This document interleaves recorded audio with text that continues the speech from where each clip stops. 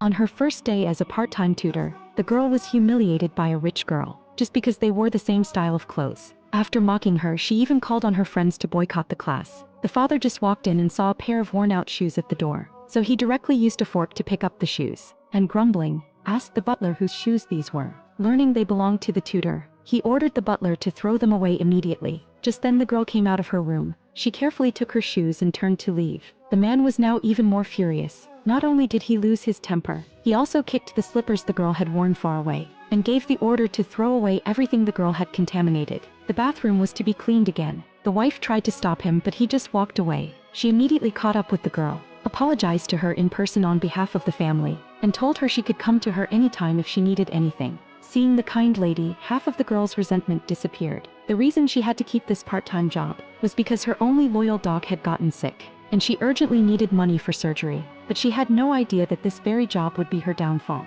The next day when she came to teach, she saw some cookies on the table that looked tasty, so she tried one, and when no one was watching, she secretly put a few in her bag. This scene was seen by the rich girl from outside the window. As soon as she entered the room, she started provoking her, telling her to end today's lesson. The girl not only continued the lesson, but also checked her homework, only to find that her homework was completely blank.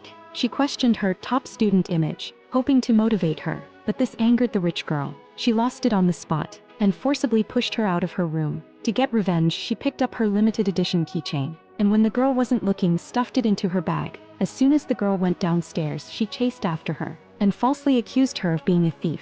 She forcibly snatched the bag from the girl, and dumped everything on the ground. Seeing the keychain also fall out, she picked it up with satisfaction and held it in front of the girl. The girl had no way to defend herself, but the mother knew her own daughter, and understood it was her daughter's prank. So she knelt down to help the girl pack her things, apologizing non-stop. Just then the father, disturbed by the noise, walked over. In his eyes, being poor was the original sin, but because his wife was there, he just kept urging the girl to get the hell out. But as soon as the girl reached the bottom floor, she was stopped by security. Then the man and his daughter walked up from behind. He threatened that the girl must apologize to his daughter, and told security to call the police chief immediately. Hearing this, the girl panicked completely. She was afraid her fake identity as a tutor would be exposed, so she chose to give in. But the rich girl wasn't ready to let her off. She took the girl to the swimming pool to humiliate her in front of her friends. After venting, she casually pushed her into the water. The others used objects to keep torturing her and stop her from getting out, until they had had their fun. Only then did they contentedly throw down a few bills, continuing to trample on the girl's dignity.